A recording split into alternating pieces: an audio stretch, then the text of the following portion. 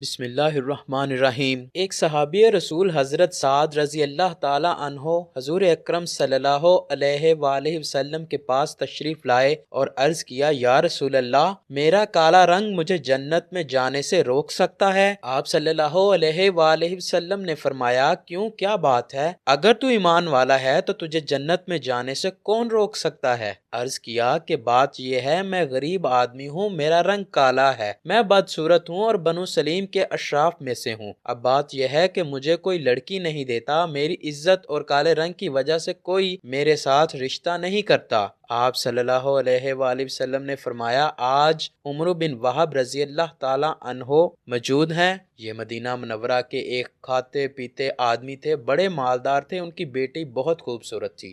صحابہ کرام نے کہا کہ وہ مجلس میں موجود نہیں۔ آپ صلی اللہ علیہ وآلہ وسلم نے فرمایا، جاؤ عمرو بن وہب سے کہو کہ اپنی لڑکی تیرے نکاح میں دے دیں۔ حضرت سعد گئے، ان کے دروازے پر پہنچے، دستک دی۔ حضرت عمرو بن وہب رضی اللہ تعالی عنہ باہر نکلے، پوچھا، بھائی کیا بات ہے؟ کہا، میں رسول اللہ صلی اللہ علیہ وآلہ وسلم کا بھیجا ہوا ہوں اور ان کا قاصد ہوں، آپ کے پاس آپ کی بیٹی کی شادی کا اپنے لیے پیغام لایا ہوں۔ بظاہر انہیں یقین نہیں آیا، انہوں نے کہا، بھاگ جاؤ، کیا بات کرتے ہو؟ وہ صحابی بیچارے غریب تھے، پہلے ہی غم کھائے ہوئے تھے، تو وہ ڈر کے وہاں سے پیچھے ہٹے۔ ادھر عمرو رضی اللہ تعالیٰ عنہ کی بیٹی، حسن و جمال میں مشہور بیٹی کے کان میں آواز پڑی۔ بیٹی نے آواز دی، اے ابا جان، سوچ لیں آپ کیا کہہ رہے ہیں، آپ نبی صلی اللہ علیہ وآلہ وسلم کی بات کو ٹھکرا رہے ہیں، ہلاک ہو جائیں گے ہم۔ میں نبی صلی اللہ علیہ وآلہ وسلم کے حکم کے سامنے تیار ہوں، میں کالے گورے رنگ کو نہیں دیکھوں گی، میں نبی صلی اللہ علیہ وآلہ وسلم کو حکم کو دیکھوں گی۔ ابا جان میں تیار ہوں، اور کہہ دیا کہ میں شادی کروں گی۔ حضرت عمرو بن وہب رضی اللہ تعالیٰ عنہ باگے باگے مجلس میں پہنچے، جب دیکھا کہ عمرو آئے ہیں تو آپ صلی اللہ علیہ وآلہ وسلم نے فرمایا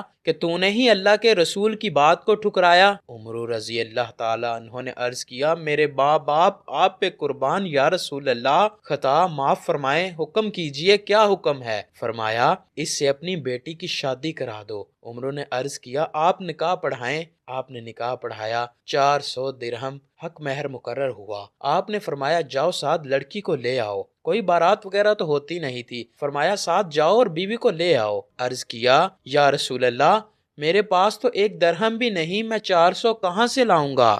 آپ صلی اللہ علیہ وآلہ وسلم نے فرمایا، چلو گھبرانے کی بات نہیں، جاؤ علی رضی اللہ تعالیٰ عنہ کے پاس، عثمان رضی اللہ تعالیٰ عنہ کے پاس اور عبد الرحمن رضی اللہ تعالیٰ عنہ کے پاس، اور ان سے کہو کہ تمہیں 200 درہم دے دیں۔ تیرے پاس 600 درہم ہو جائیں گے، 400 حق مہر ادا کرنا اور 200 سے اپنا کوئی کام کر لینا، نہ گھر نہ در نہ کوئی اور چیز، کوئی کپڑا ہی لے لینا۔ عرض کیا، بہت اچھا۔ حضرت عثمان رضی اللہ تعالیٰ عنہ، حضرت علی رضی اللہ تعالیٰ عنہ، حضرت عبد الرحمن رضی اللہ تعالیٰ عنہ کے پاس گئے، انہوں نے خوش ہو کر 2 سے زائد دیا۔ کتنا زیادہ دیا؟ صرف اتنا لفظ آتا ہے کہ 2 سے کچھ زیادہ دیا۔ اب حضرت سعد رضی اللہ تعالیٰ عنہ بڑے ہی خوش تھے، کیوں بھائی، ایک نوجوان جو بڑی خوبصورت لڑکی سے شادی کرنے والا ہو، اس کے جذبات کو کون سمجھ سکتا ہے سوائے اس کے جس پر خود گزر رہی ہو؟ کیا جذبہ ہوگا حضرت سعد رضی اللہ تعالیٰ عنہ کا؟ کہنے لگے،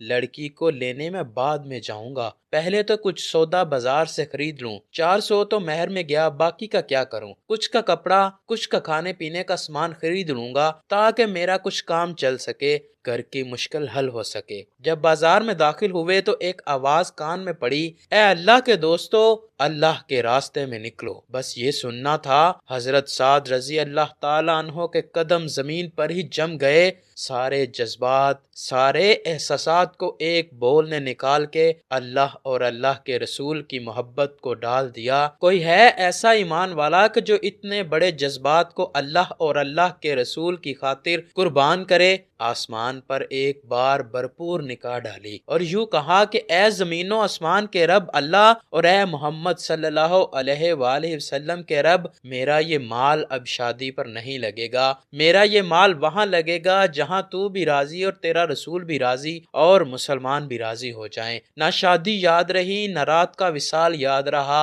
اور نہ سہاگ رات یاد رہی، اور نہ ہی بیوی کے پہلو میں رات کا لیٹنا یاد رہا تو اللہ اور رسول اللہ صلی اللہ علیہ وآلہ وسلم کا کام یاد رہا۔ گھوڑا خریدا، ڈال خریدی، چہرے کو چھپایا اور سوار ہوئے۔ چہرے کو چھپا کر صرف آنکھیں ننگی رکھی، باقی چہرہ چھپا ہوا۔ صحابہ لمبے چوڑے سر پر خود نہیں پہنتے تھے جیسے رومیوں کی عادت تھی۔ صحابہ کرام رضی اللہ تعالیٰ عنہ کہنے لگے، ارے یہ کون ہے چہرہ چھپائے ہوئے؟ چہرہ اس لیے چھپایا کہ اگر مجھے حضور اکرم صلی اللہ علیہ وآلہ وسلم نے دیکھ لیا تو کہیں واپس نہ بھیج دیں کہ ارے تو کہاں جا رہا ہے، میں نے تمہیں کہاں بھیجا۔ یہ خیال ہے کہ کہیں حضور اکرم صلی اللہ علیہ وآلہ وسلم نے دیکھ لیا تو واپس نہ ہو جاؤں۔ کسی نے پوچھا کہ کون ہو؟ حضرت علی رضی اللہ تعالیٰ عنہ نے کہا کہ ارے اللہ کا بندہ ہے، کوئی پردیسی ہوگا، تمہارے دین کی مدد کے لیے تمہارے ساتھ آ گیا، چھوڑو اسے۔